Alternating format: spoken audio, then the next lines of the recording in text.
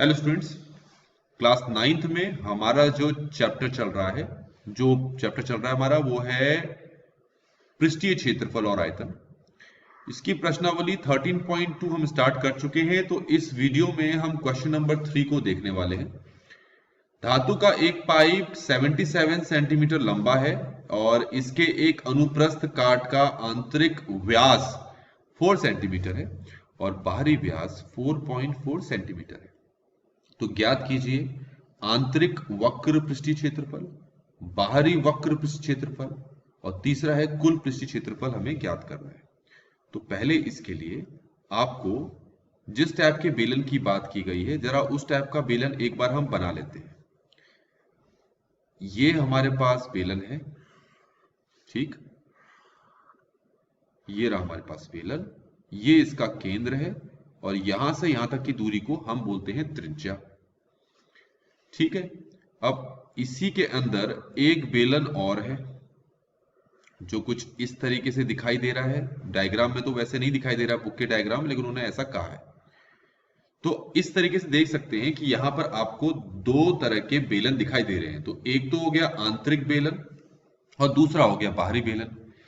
ये तो हो गया केंद्र, यहां से यहां तक बोलेंगे हम आंतरिक त्रिज्या जिसका नाम होगा R1 और इसी केंद्र से यहां तक मतलब यहां से लेकर यहां तक की दूरी को हम बोलेंगे R2 जो हो जाएगा आपका बाहरी त्रिज्या। ये इसको बोलेंगे हम इसकी ऊंचाई h। तो ये भी ऊंचाई उतनी ही होगी, ऊंचाई में कोई अंतर नहीं आएगा। तो आपके पास ये जो बेलन है इसकी ऊंचाई प्रश्न में दे रखी है 77 सेंटीमीटर। ठीक हो गया। R1 है आपका आंतरिक त्रिज्या। क्या है? आंतरिक त्रिज्या। अंदर वाले बेलन की त्रिज्या है इसलिए आंतरिक त्रिज्या। अब आंतरिक त्रिज्या तो प्रश्न में नहीं दे रखी है, लेकिन आंतरिक जो है व्यास जरूर दे रखा है जो कि है 4 सेंटीमीटर। तो व्यास का आधा जो होता है, 4 को 2 से अगर भाग करोगे तो ये 2 सेंटीमीटर ही आपका जो है वो आंतरिक त्रिज्या हो जाएगी। तो सबसे पहले क्वेश्चन में आपको क्या फाइंड करने के लिए कहा है? पहले पार्ट में आपसे कहा है कि आप आंतरिक वक्र पृष्ठीय क्षेत्रफल निकालें। तो आंतरिक वक्र पृष्ठीय क्षेत्रफल क्या होता है आपको ये भी पता होना चाहिए। तो देखो ये जो अंदर की तरफ बेलन है ना, उसमें जो ये वाला हिस्सा होता है, ये जो बाहरी हिस्सा होता है इसका, ठीक है, अगर ये वाला जो हिस्सा होता है इसको बोलते हैं आप वक्र पृष्ठीय क्षेत्रफल। और अगर तुम्हें इसका क्षेत्रफल निकालना है तो मैं यहां पर निकालता हूं आंतरिक वक्र पृष्ठीय क्षेत्रफल। तो इसका फॉर्मूला होगा 2 पाई R1H। ठीक है, क्वेश्चन में H आपको पहले से 77 सेंटीमीटर दे रखा है। सॉल्व करते हैं। ये तो हो गया 2 मल्टीप्लाई पाई, क्या हो गया आपका 22/7।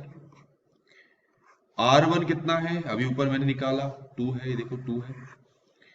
और H कितना है आपका 77। अब ये देखो 7 एकम 7, 7 11 तो अब आपके पास क्या आया है 2 गुणा 22 गुणा 2 गुणा 11। ठीक हो गया। अब इन सब को गुणा कर लेते हैं तो 88 गुणा 11। तो 88 को अगर 11 से गुणा करें तो ये आ रहा है आपका 968 सेंटीमीटर स्क्वायर। आप भी अपनी तरफ से करके देखेंगे इसको। तो हमारे पास ये जो क्वेश्चन है उसका हमने फर्स्ट पार्ट यहां पर कंप्लीट कर लिया है। ठीक हो गया। अब आते हैं सेकंड पार्ट। सेकंड पार्ट में क्या कहा है? बाहरी वक्र पृष्ठीय क्षेत्रफल। अब यहां पर बाहरी कौन सा है? देखो ये अंदर वाला तो हो गया ना, ये अंदर वाला था, ये वाला है बाहर वाला, ये। तो अगले डायग्राम में मैं सिर्फ इसी को ही बनाकर दिखाता हूं, अंदर वाला इस बार नहीं बना के दिखा रहा हूं। मैंने फिर से बेलन बनाया, ये मैंने बेलन बना लिया बेलनाकार, ठीक है। तो इसमें इस बार मैं ये अंदर वाला हिस्सा नहीं दिखा रहा हूं, सिर्फ मैंने ये बाहरी वाला हिस्सा दिखाया। तो इसमें जो ये वाला हिस्सा होता है ना, इसको कहते हैं हम बाहरी वक्र पृष्ठीय क्षेत्रफल। तो हम यहां पर लिखते हैं बाहरी वक्र पृष्ठीय क्षेत्रफल। तो इसका फॉर्मूला होगा 2πr2h हो गया। अब इसमें सबसे पहले आपको h देखना पड़ेगा। देखो h तो हो गया इस बेलन की लंबाई, जो प्रश्न में साफ साफ आपको 77 सेंटीमीटर दे रखी है, 77 सेंटीमीटर। ये जो केंद्र है यहां से यहां तक की दूरी को हम बोलते हैं R2, मतलब बाहरी त्रिज्या, जो आपके पास कितना होगा। तो जो बाहरी त्रिज्या है वो बाहरी व्यास, मतलब यहां से यहां तक को कहते हैं व्यास, जो कि क्वेश्चन में 4.4 सेंटीमीटर दे रखा है। तो इस जो बाहरी व्यास है, इस बाहरी व्यास का फिर से दिखा रहा हूं, यहां से यहां तक की दूरी को बोलेंगे हम व्यास, बाहरी व्यास। इस व्यास को अगर हम 2 से भाग कर दें, मतलब 4.4 को अगर मैं 2 से डिवाइड कर दूं, तो ये मेरा 2.2 सेंटीमीटर आ गया। यही आपका R2 है, यही यहां से यहां तक की दूरी है। सॉल्व करते हैं।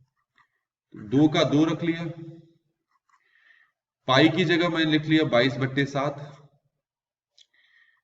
R2 की जगह रख लिया 2.2 और h की जगह मैंने लिख लिया 77। अब इसको काटते हैं, ठीक है। तो ये हो गया 7 एकम 7, 7 11। तो अब हमारे पास क्या आया, 2 को 22 से गुणा कर देते हैं। तो ये कितना हो गया आपका 44, 2.2 और ये कितना है 11। अब इन सबको मल्टीप्लाई करते हैं, तो ये हमारे पास आंसर आ गया 1064.8 सेंटीमीटर स्क्वायर। तो हमने पहला और दूसरा पार्ट यहां पर कर लिया। अब हम देखते हैं हमें क्या निकालना है, कुल पृष्ठीय क्षेत्रफल। देखो कुल पृष्ठीय क्षेत्रफल अगर आपको निकालना है तो आपको पहला पार्ट और दूसरा वाला जो पार्ट आपने किया है, इन दोनों का भी यूज वहां पर होगा। अब कुल पृष्ठीय क्षेत्रफल में क्या क्या चीजें आती हैं, पहले आप ये चीज देख लो, तभी आपको बेटर एक व्यू बन पाएगा। तो मैं क्या करता हूं, मैं बेलन को बहुत बड़ा बना के दिखाता हूं इस बार आपको, और क्या क्या चीजें आएंगी। तो अभी तक हमने क्या समझा कि हमारे पास एक अंदर बेलन है और एक बाहर बेलन है ना। तो हमने ये जो बाहर वाला हिस्सा है, जिसको हम बाहरी वक्र पृष्ठ क्षेत्रफल कहते हैं, ये हमने निकाल लिया। अंदर जो ये वाला हिस्सा है, हमने इसका भी निकाल लिया। अब हमारे पास ये वाला जो हिस्सा दिखाई दे रहा है, हमें इसको भी निकालना पड़ेगा। ये वाला हिस्सा दिखाई दे रहा है आपको, ये भी निकालना पड़ेगा। यहां पर हम ये भी निकालेंगे, ठीक हो गया, ये भी हमें निकालना है। तो क्योंकि बाहरी वक्र पृष्ठ क्षेत्रफल हम निकाल चुके हैं और आंतरिक वक्र पृष्ठ क्षेत्रफल निकाल चुके हैं, तो अब हमारा काम होगा हम इस वाले हिस्से का एरिया निकालेंगे। तो इसका एरिया निकालें, इसका क्षेत्रफल निकालें। पहले इसको हम ढंग से समझ लेते हैं दिखता कैसा है। तो अगर तुम इसको ऊपर से देखोगे ना, कहां से देखोगे, यहां से आंख से देखोगे, तो आपको कुछ ऐसा दिखाई देगा। ये वृत्त दिखाई देगा, ये दूसरा वृत्त दिखाई देगा। यहां से यहां तक की दूरी को हम बोलेंगे R1 और यहां से यहां तक की दूरी को हम बोलेंगे R2। तो अगर बड़े वाले वृत्त में से ये छोटे वाले वृत्त को मैं घटा दूं, ये वाला हिस्सा घटा दूं, तो मुझे क्या मिलेगा, मुझे फिर ये वाला हिस्सा मिल जाएगा जो मुझे चाहिए। यहां पर कैसे निकालेंगे देखते हैं। तो इसका हिस्सा निकालने के लिए, इसका क्षेत्रफल निकालने के लिए हम यहां पर लिखते हैं। तो यहां पर हम इनको कहेंगे 2 वलयाकार वृत्त, मतलब इनको रिंग भी कहते हैं। यहां पर मैं रिंग कहता हूं, ये इस वाले हिस्से को रिंग कहते हैं, का क्षेत्रफल। मैंने 2 क्यों लिखा, क्योंकि आपको ये पता है कि ये तो मैंने ऊपर वाला हिस्सा दिखाया, तो नीचे वाला हिस्सा भी तो होगा। ये जो मैंने चित्र यहां पर बनाया है, इसमें नीचे वाला हिस्सा भी तो ऐसे ही होगा। तो जो तुम 1 का क्षेत्रफल निकालोगे तो उसको 2 से गुणा कर दो। तो इस वाले हिस्से का क्षेत्रफल होगा पाई R2 का स्क्वायर माइनस पाई R1 का स्क्वायर, और इस पूरे को किससे गुणा करना है? 2 से। ठीक हो गया। अब सॉल्व करते हैं इसको। 2 बाहर है और पाई को हम कॉमन निकाल लेते हैं, तो ये पाई बाहर आ गया, अंदर क्या बचा? R2 square minus R1 square बचा।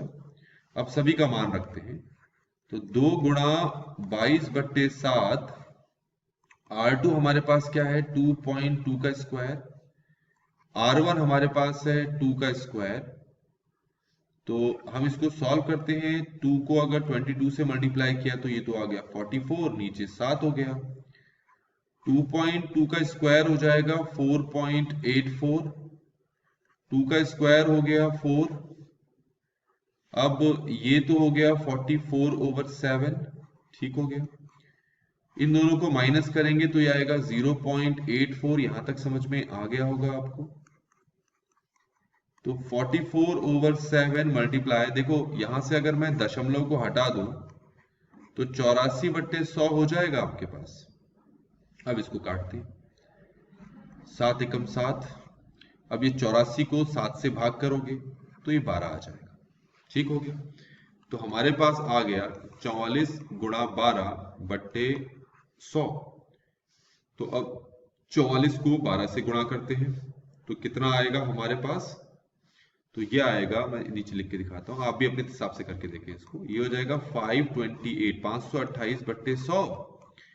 तो ये आ गया 5.28 सेंटीमीटर स्क्वायर।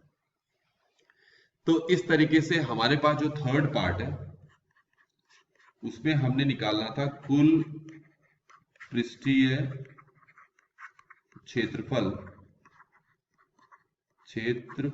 तो इसका फॉर्मूला हमारे पास होगा, एक तो हम लिखेंगे यहां आंतरिक वक्र पृष्ठीय क्षेत्रफल प्लस बाहरी वक्र पृष्ठीय क्षेत्रफल प्लस 2 रिंग्स का क्षेत्रफल। ठीक है। तो अब इन सबको जोड़ देते हैं। आंतरिक वक्र पृष्ठीय क्षेत्रफल हमने जो निकाला था स्टार्टिंग में, कितना निकाला था जरा देखें, ये निकाला था 968। बाहरी वक्र पृष्ठीय क्षेत्रफल कितना निकाला था? 1064.8। लिखते हैं जरा यहां पर, तो बराबर, तो आंतरिक वक्र पृष्ठीय क्षेत्रफल की जगह लिखेंगे 968, बाहरी वक्र पृष्ठीय क्षेत्रफल की जगह हम लिखेंगे 106, कितना है? 1064.8। और ये जो 2 रिंग्स हैं जिनका क्षेत्रफल मैंने ऊपर निकाला, ये कितना आया मेरे पास? 5.28। कितना आया? 5.28। अब इन तीनों को जोड़ते हैं तो ये आ रहा है हमारे पास 2038.08। आप भी अपने हिसाब से जोड़ के देखेंगे। तो इस तरीके से बच्चों हमने ये जो क्वेश्चन है जिसके 3 पार्ट्स दिए थे, तीनों ही पार्ट्स को हमने इस वीडियो में सॉल्व कर लिया है। आई होप कि आपको ये सोल्यूशन समझ में आया होगा। Thanks for watching.